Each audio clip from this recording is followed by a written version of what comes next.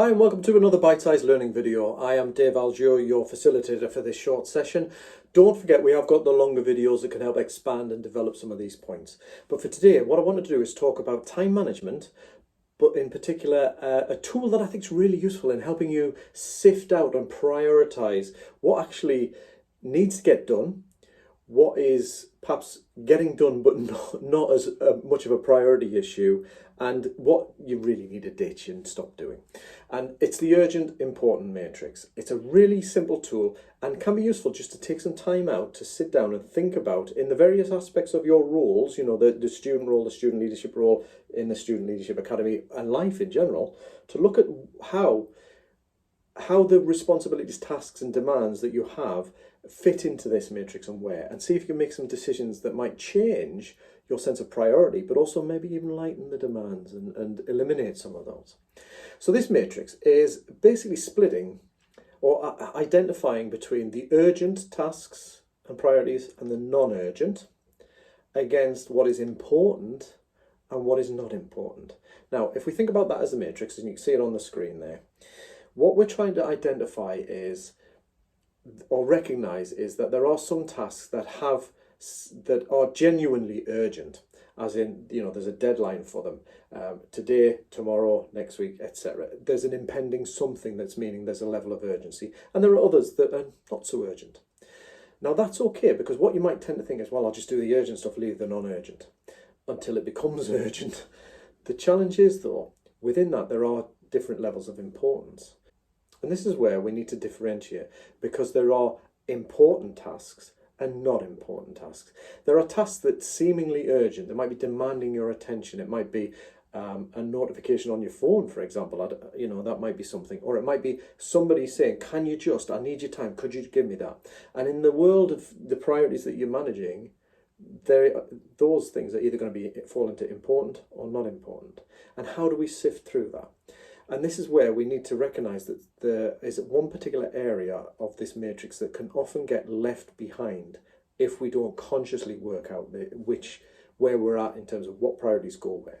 So let's flesh this out. We have the 4 boxes, and if you think about, so we could take student work, you could take another aspect of your life, your student leadership work in particular, and just start to categorise. Make a list of all the tasks and priorities that you have, and categorise them as, is that urgent? Is there a deadline for that?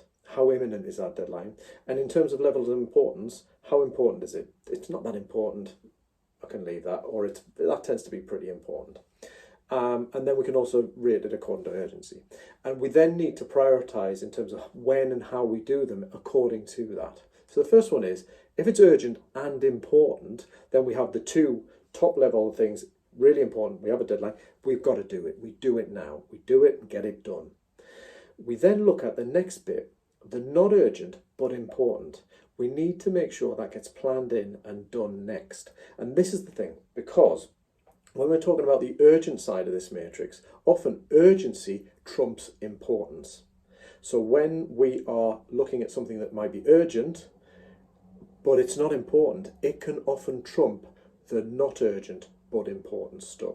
And this is classically the stuff that might be in, you know, it might be a personal goal like getting fit, developing your fitness, improving your health, or developing and moving forward a project that will move your association forward or the team forward, but doesn't have with it a fixed deadline.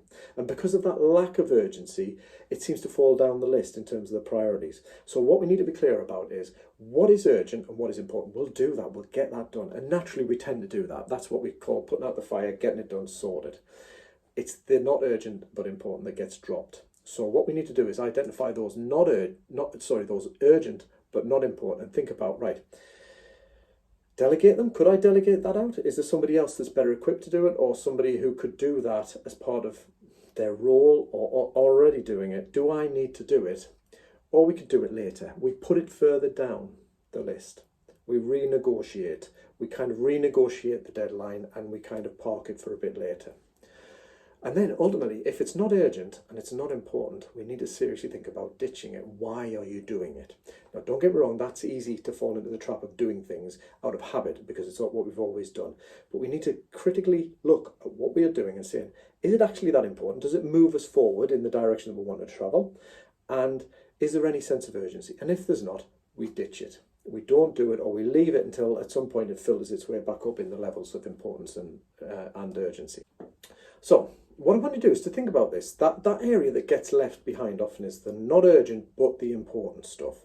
What are some of the key things in each area of your life that need some attention but tend to get knocked down the list, and you find yourself either forgetting and therefore not moving forward in a particular priority area or goal, or it ends up becoming really urgent and ends up getting rushed and not done so well. Take some time and identify those things and focus on those. Take care for now.